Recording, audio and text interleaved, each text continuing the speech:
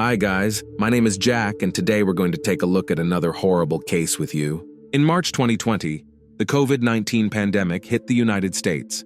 The entire world began to shut down, and people were gripped with shock and fear of an unknown disease.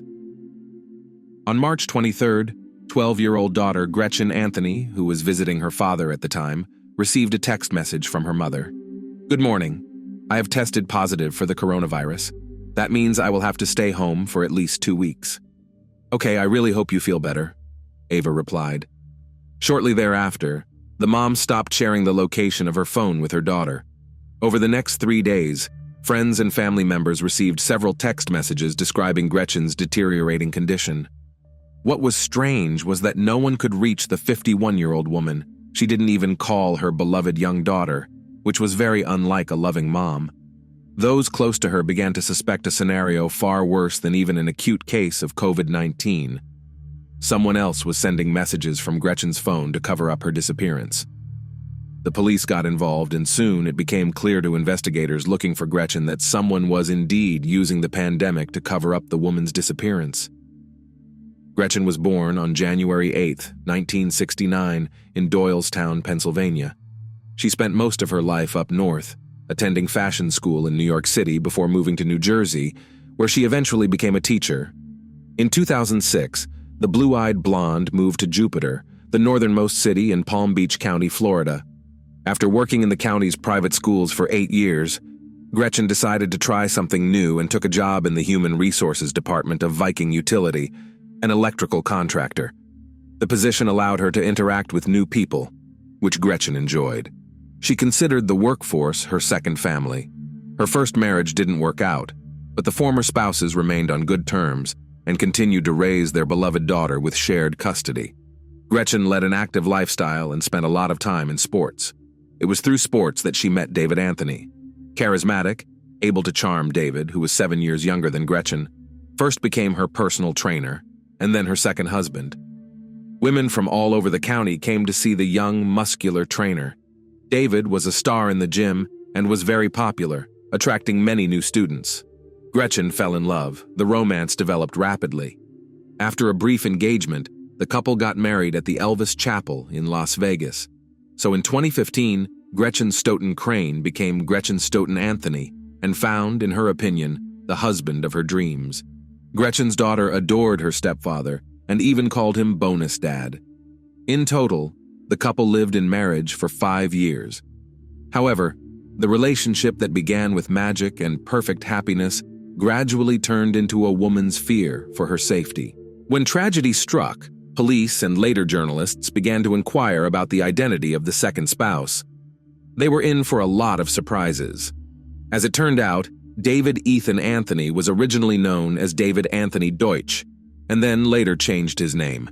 David Anthony Deutsch, a star college basketball player, was arrested in 1997 for robbing a Blockbuster video store with a water pistol and assaulting a police officer. In each case, he took a plea bargain and spent some time in jail. Growing up without a father in Palm Beach Gardens, David spent much of his childhood and adolescence alone. He didn't talk much, was withdrawn, had low self-esteem, and was bullied at school for being overweight. He wasn't even allowed to join a recreational sports league because he was so much larger than all the other kids. Not surprisingly, as a teenager, David struggled with severe depression and developed symptoms that his family believed were consistent with bipolar disorder. However, he refused to take any medication, devoted himself fanatically to sports, and really excelled at it. After high school, David received a scholarship to play college basketball and became a star on the team. He idolized basketball greats and even named his husky Kobe after his favorite basketball player, Kobe Bryant. On January 26, 2020, the idol will die in a helicopter crash, and this event will be another reason for David's unstable behavior. In the meantime, the smart, attractive coach ignores mental problems, bathes in deserved popularity, and becomes the husband of Gretchen. The couple lead an active lifestyle. David enjoys bicycling, deep-sea fishing, and kayaking. Gretchen works out hard at the gym, goes to the beach, kayaks, and does yoga. Unfortunately, only the first 2 years of marriage will prove to be happy. The remaining 3 years, the smiling blonde will spend trying to leave. Gretchen admitted to friends that her husband's behavior was becoming more and more manic, and at times he insulted her. They once even broke up for at least 6 months but got back together. Tabitha Hopkins, David's former boss at the gym, later recalled noticing strange mood swings in David. In 2017, things got so bad that Tabitha was forced to fire him for his aggressive behavior, especially towards women. David was indeed behaving very strangely and was unwilling to seek help. The man became obsessed with the end of the world and loaded 3 large bags of rice, several pots, pans, and 10 pairs of shoes into his truck in 2018. His family believed this episode was a symptom of bipolar and manic-depressive disorder. Bad periods were followed by good ones in which David tried to do something about his behavior. He even managed to get Tabitha Hopkins to give him his job back by assuring the gym owner that he was trying to be a better person and attending self-improvement seminars. Tabitha softened. There was no denying David's effectiveness as a trainer. The clients were delighted with him. Over time, as the mental illness continued untreated, David's condition worsened. Gretchen recognized that her husband had problems and shared this with friends. Sometimes, she said, she would lock herself in their bedroom just to increase the distance between them. "I noticed this crazy look in his eyes," she texted a friend, Dawn, one morning in late December. David was gaining momentum, and the spouse didn't know what he was capable of. "I'm watching him on the cameras and waiting for him to go to bed," Gretchen wrote another evening. "Then I'll go downstairs, get a knife, and put it under my pillow, just in case, and hopefully sleep." That same year, on Christmas Eve, Gretchen couldn't find her personal belongings. She searched the house, looked in David's backpack, and found her wedding ring, passport, driver's license, credit cards, and some money. The incident so disturbed Gretchen that she texted Don, her boss and friend, that she was afraid of her own husband. By the end of the month, Gretchen made the decision to end the tumultuous relationship. In December 2019, she forced David to move out of the townhouse to her mother's house, who lived nearby, and changed the locks. It was during this time that David's colleagues noticed a gradual change in his behavior. Most of the time, the trainer was one of the first to arrive at the gym, but after the events in the family, he began to come later and later, seemed more and more withdrawn and sullen. On January 26th, Kobe Bryant, David's idol, dies. When Kobe Bryant passed away, something happened, Tabitha recalls. "You'd think David and Kobe Bryant were best friends. He was traumatized by it." In the days that followed, David was hysterical, crying and wailing in front of the fitness club groups he led and refusing to go home. Despite his emotionally fragile state, David took an active role in a controversial self-improvement program called Gratitude Training, which critics likened to a cult. He spent thousands of dollars on seminars, but refused to tell his family what he was doing during the sessions. David's behavior regressed. On February 24th, he failed to show up for work. When Tabitha tried to find out if he was okay, he attacked her, and the supervisor made the decision to terminate the employee permanently. This time, Tabitha caught a glimpse of David's frightening rage and was truly frightened. Hopkins texted Gretchen about the incident and asked her to be careful. "That's the last time I talked to Gretchen," she would later say. 4 days later, on February 28th, 2020, just weeks before her disappearance, Gretchen files for divorce. David's stability is rapidly going downhill, and he is becoming increasingly hostile. On March 7th, the woman David had begun dating booked a seat at an unusual art class. They were to drink wine and draw pictures, under the guidance of the instructor. However, the evening did not go according to plan. When David wished to hug his companion during the class and she rejected the attempt, he jumped up, yelled at her in the middle of the class, and ran outside. David's behavior frightened the young woman, and she decided not to continue the interaction, telling him that he could not stay with her tonight. When they got to the house where David had left his truck, it became clear that David had different ideas about the matter. David, whom she'd only known for a month, had decided to move in with her.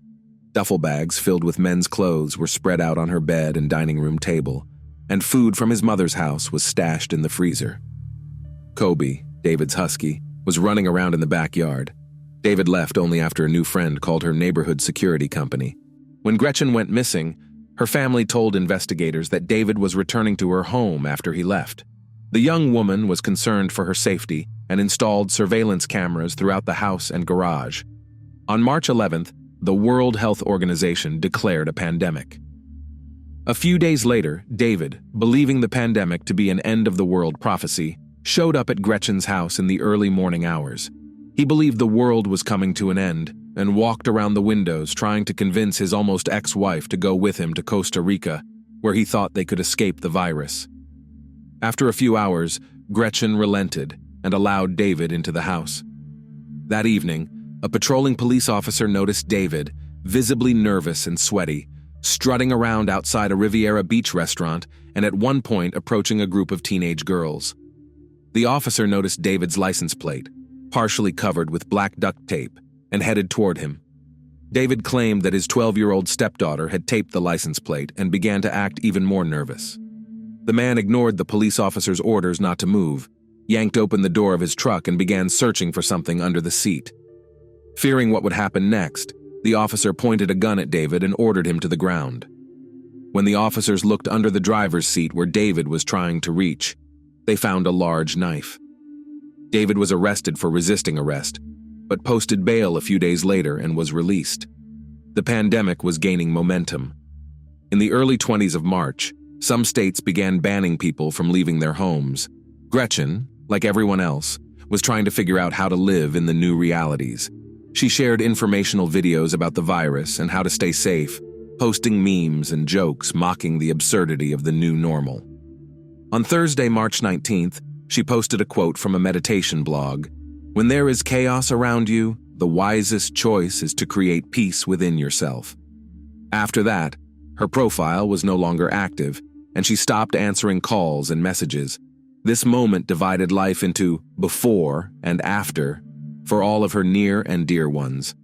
Texting from Gretchen Anthony's phone to friends and family began on March 23, 2020. Over the course of several days, friends and family received a series of messages from Gretchen stating that she was quarantined at home, then describing her deteriorating condition and hospitalization in the emergency room at Jupiter Medical Center. Another message claimed she was transferred to another CDC facility that did not exist. On March 24th, Don Paris, Gretchen's supervisor and friend, received a message from her saying, "I tested positive for coronavirus early this morning. This is bad news, but I am at a coronavirus CDC treatment center that only handles COVID cases.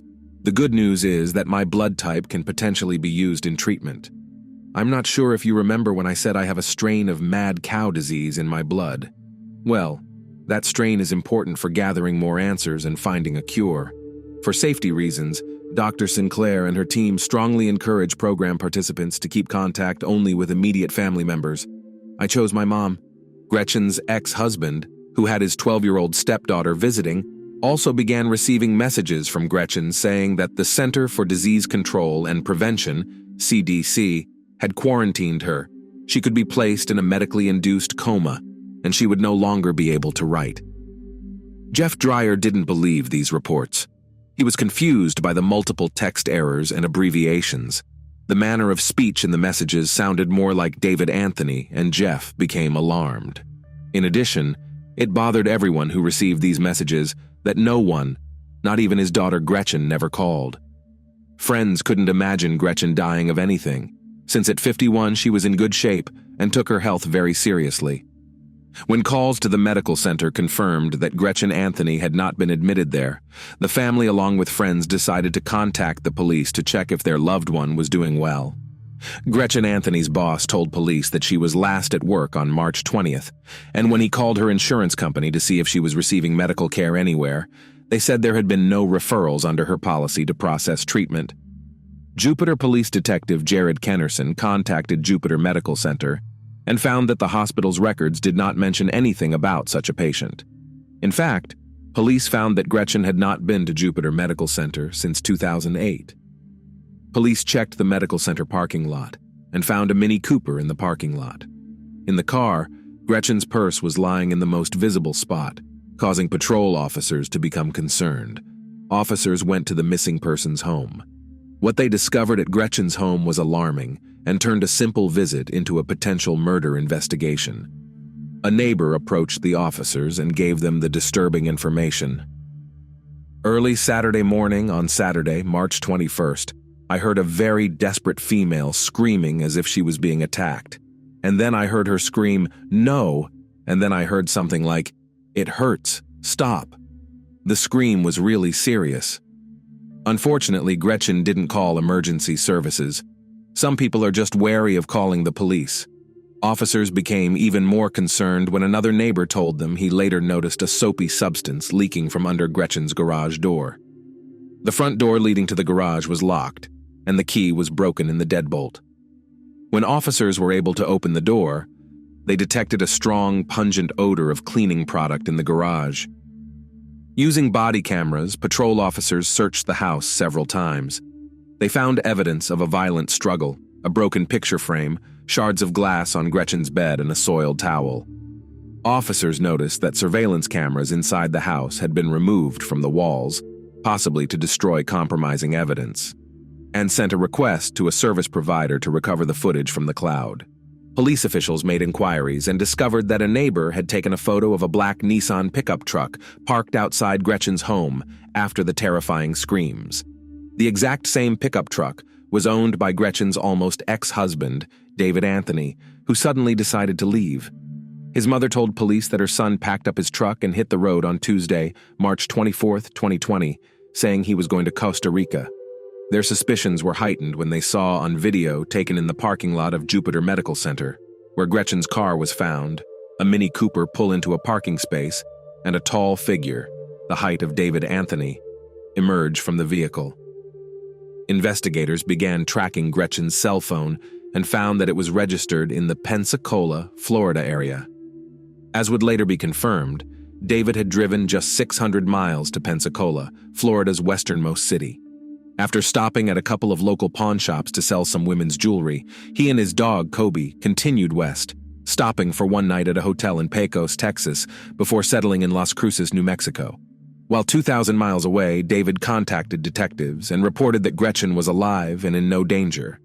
He explained that his spouse had provided him with a written statement, which he read aloud over the phone. According to the statement, Gretchen discovered financial crimes at her job and fled Florida with David, fearing for her life. The statement also said she also fled from her first ex-husband, Jeff. Detectives didn't believe it and continued to investigate. They tracked Gretchen and David's cell phone signals, which indicated that the two phones were together. Expecting the worst, detectives obtained a warrant to impound the truck on March 29th and enlisted the help of Las Cruces police to arrange a traffic stop. Las Cruces police detained David, seized the truck and property, including his phone and Gretchen's phone, but they still didn't have enough evidence to call him in for questioning. He was allowed to just walk away. On March 30th, 2020, Jupiter police obtained electronic records from Gretchen's home, and investigators finally learned the truth. On the morning of March 21st, David lurked silently on the porch overlooking the back of the garage. In his hands, he held an elongated object. 6 minutes later, Gretchen appeared in the footage. The video shows David forcibly driving her into the garage, and a scream can be heard over the footage. First, Gretchen yelled to the Amazon Alexa device in the garage, "Alexa, turn on the lights in the garage." The surveillance camera audio then captured a muffled thud and Gretchen's muffled screams. She then yelled to Alexa again, "Alexa, call 911. Gretchen didn't know that unless she specifically programmed her smart speaker to call 911, the device wouldn't call the police in an emergency. After a while, David's face appeared in the frame, his hands wearing gloves. In one shot, Gretchen's bloody head could be seen as he walked around the garage. Investigators have seen enough. On March 30th, detectives get a warrant for David's arrest. Gretchen's case went from being a missing persons case to a murder investigation. Detective Kennerson rushed to Las Cruces. Shortly before midnight, March 31st, police arrested David outside a convenience store. Jupiter detectives questioned him at the state police headquarters in Las Cruces, New Mexico. They had one goal: to get David to reveal the whereabouts of Gretchen's body. And the detectives failed. David claimed that Gretchen was alive. In fact, during the interrogation, David Anthony made this claim 35 times. Detectives even tried using a voice recording of Gretchen's daughter, whom David really loved. With her father's permission, the girl recorded her request. "David, it's Ava. I love you. I'm scared. I miss my mom," she told him. "I need to know where my mom is. Please do the right thing and tell me where my mom is. Please. I love you." Detectives played the tape to David, but he remained indifferent. While behind bars, he refused to say anything about what had happened to Gretchen. In his typical restraint, he remained silent for months. David knew it would be difficult for the prosecutor to get a conviction without Gretchen's body. He was charged with second-degree murder and extradited to Florida. While David was in custody in Palm Beach County, Florida, a grand jury indicted him for kidnapping and upgraded the murder charge from second-degree to first-degree murder. This was a turning point, and in December 2020, after 8 months in prison, the criminal took a plea deal with the prosecutor. The fact is that he could have faced the death penalty for first-degree murder. Under the terms of the deal, David would plead guilty to second-degree murder in exchange for a 38-year prison sentence. The main condition of the deal was that he would lead investigators to Gretchen's body. On December 21st, 9 months after Gretchen Anthony disappeared, David Anthony admitted what everyone already knew. He killed his wife. Gretchen's body was found wrapped in a blanket 3 miles from her home, in the woods behind a Walmart store and near a nursing home. Investigators determined she died from stab wounds to her neck and torso. There were several defensive wounds. She was fighting for her life. At the sentencing hearing, David Anthony said the COVID-19 pandemic was a contributing factor to his crime because he saw the pandemic as Armageddon from which he had to flee. "My delusions saw the COVID pandemic as a prophecy of the end of the world, an Armageddon that I felt compelled to avoid at all costs." Under the terms of the plea agreement, David Anthony was sentenced to 38 years in prison on January 14, 2021. He is currently serving his sentence at the Martin Correctional Institution in Florida. Thanks for watching, guys. That was Jack with you. Subscribe to the channel. There are many shocking stories ahead.